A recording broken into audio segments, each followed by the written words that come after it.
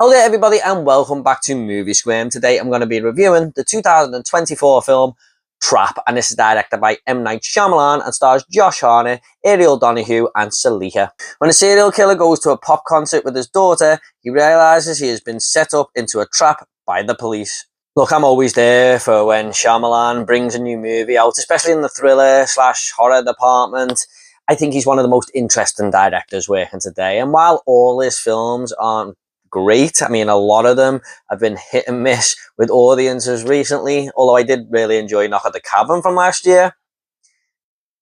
There are some duds in there. I mean, he went on a fantastic 3-movie roll when he started out, and then it hasn't quite hit them heights for him. But I like the fact that he always seems to try new things. And going by the trailers, I thought Trap looked very interesting indeed. Now guys, just to let you know, I'm going to try and do this as spoiler free as possible, but I do have to sort of explain how the movie works a little bit. So if you've got an idea in your head of how this movie is going to play out, because a lot of people seem to do that with Shyamalan films, it might be best checking this review out after you've seen a movie. And I did really start to get into this film very early on. I thought this was such an interesting concept, and it's not really something that we've seen done before, at least to my knowledge.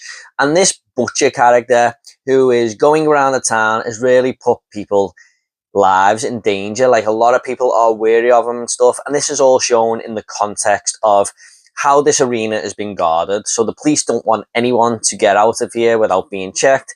And when Josh Hartnett's looking around this arena and stuff, the police are guarding every single door. The security is tight. There's SWAT teams everywhere. People are getting frisked in the crowd. And it just shows how much of a dangerous killer this person actually is and how determined the police are to stop him. The movie then descends into a sort of cat and mouse game where Josh Hartnett's character, the butcher, has to get out of this arena by any means possible. But it seems impossible.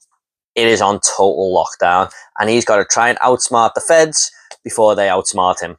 Now, Josh Hartnett's character has to come up with a plan on the spot to sort of outsmart the police in every single scenario. He is trying to stay one step ahead every single time, and this was one of my favourite parts of the entire film. I loved the back and forth and how all that played out. But it really does show Hartnett's cold, calculated killer side here. It shows why he hasn't been caught for all these years and why he's been such an active serial killer, because he's smart, he thinks on his feet, and he has got to do this even in the most alert of situations that he finds himself in. And I also like how the movie finds a way to show how the police are seeing things here as well and taking it from their perspective, not just Hartnett's perspective. So it sort of shows both sides of each team really, and where they're at and how they're going to incorporate a plan and how Hartnett is going to maneuver that. And I got to say, Josh Hartnett was absolutely fantastic in this film. He is this everyday loving dad on one side, who loves his daughter very much, and on the other side, with the flick of a switch, he can just show how sinister he can get, and shows this serial killer that's bubbling up inside him, just trying to get out. And he can do it with absolute ease. He can switch from this to this in an instant. And he really is a great actor, Josh Hartnett. I think he's cemented himself as one of the best actors working today. Over the years, he's just got better and better. And I'm someone who watched him when he first started out, kind of in the 90s there. And he has been in some fantastic movies along the years. M. Night does a lot of close-up camera shots here with the characters when they are exchanging dialogue, and I think that really worked. There were some really comedic moments in this movie involving these scenes, but I think it really works best when we see Josh Hartnett and his sinister side come out, because it just shows his mannerisms up close and his little nervous smiles. You can actually see him when looking at him, his face on the camera, what he's thinking about, and you know, I just think he pulled that off so well. It's kind of dope, right?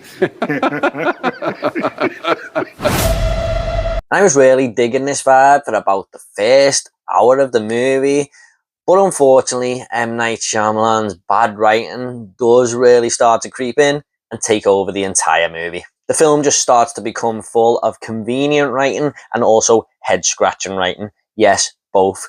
Two very different things, but he throws it all in there to make just a little bit of a mess of a third act, and to a point where the movie just started to not even make sense to me, unless every other character in this movie is just the dumbest fucks imaginable. I mean, I just kept thinking, no, that wouldn't happen there. But Hartnett's character seems to go through unimaginable lengths to get out of this building, as you would. But everything just starts to sort of fall for him a little bit there. And it's like God is guiding him through here. It's like the work of a magician. And I just couldn't get on board with it. Now, I don't really want to say too much more than that, but you really do have to suspend your disbelief in order for this movie to work for you. But I just couldn't get on board with it. It was working up for me to a point, and then it all just collapsed. It's a great idea, a great concept, with terrible execution. The film just rolls and rolls and rolls to its untimely death as well. Now, what I mean by that is you feel like the movie's going to end, and then it sort of does something else and kind of repeats the cycle. And it's like, okay, really? So we're jumping from this now to this, and it just didn't know when to stop. It just kept going. And there is so much bad writing in these moments as well, that it just made me think the whole third act needed a revamp. I feel like this movie could still have worked if it just weren't for that last 30, 40 minutes. Also, Ariel Donahue as Josh Hartnett's daughter came across as a little bit annoying at times. Now, she's really trying in the role, you can tell, but it just comes across very, very forced and kind of in your face at times. And after a while, I was just like, this character just isn't working for me. Sorry, Ariel. I'm just going to go ahead and rate this movie now. I'm going to give Trap a 5.5 out of 10. After the film finished, I had more questions than answers, and that is such a shame because this was a movie with huge potential, in my opinion. Okay, guys, at the end of these reviews, I always like to leave a little fun fact. Now, Lady Raven, who's the pop star in this movie, is actually played by Saliha Shyamalan, the daughter of M. Night Shyamalan. And she's a really good singer, I feel. Singing definitely is better than her acting, but she was okay in the movie, I suppose. Okay, guys, hope you all enjoyed this review. If you want more 2024 horror movie reviews, they will be in the link down below. What did you think of Trap? Do you have the same thoughts as me, or did you love this third act? Please do let me know in the comments down below, and I'll get back to you all, I promise. Thanks so much, guys. You take care, and I'll see you on the next video.